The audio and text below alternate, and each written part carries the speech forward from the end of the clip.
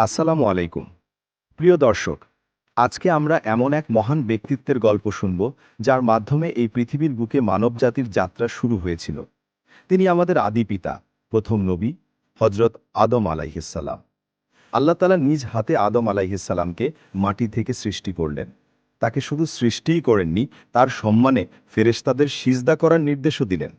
এরপর আদম আলাইহিসসালামের সঙ্গী হিসেবে সৃষ্টি হল হজরত হাওয়া আলাইহিসসালাম।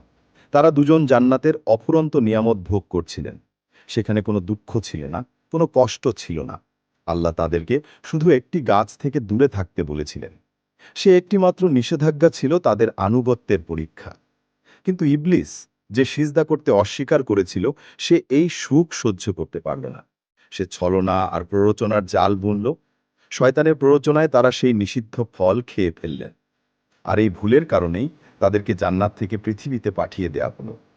পৃথিবীতে এসে তারা অনুতপ্ত হলেন। তাদের ভুল বুঝতে পেরে আল্লাহর কাছে ক্ষমা চাইলেন। আল্লাহ সুবহানাহু ওয়া তাআলা তাদের তওবা কবুল করলেন। এই ঘটনা আমাদের শেখায় যে মানুষ হিসেবে ভুল করা স্বাভাবিক, কিন্তু ভুল স্বীকার করে আল্লাহর কাছে ফিরে আসাটাই আসল সফলতা। এরপর শুরু হলো এক নতুন জীবন।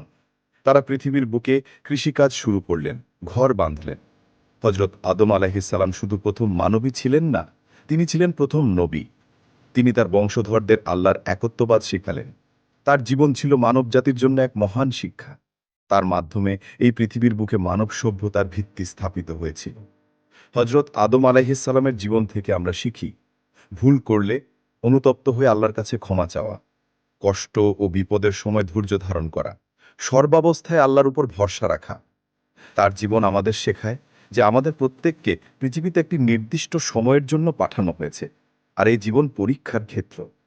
হজরত আদম আলাইহিসসালামের এই সংক্ষিপ্ত বিবরণ আমাদের স্মরণ করিয়ে দেয়, আমরা সবাই একই আদি পিতামাতার সন্তান। আল্লাহ আমাদের সবাইকে হেদায়েত দান করুন। আমিন। আমাদের সাথে থাকার জন্য ধন্যবাদ। ভালো থাকবেন। আল্লাহ হাফেজ।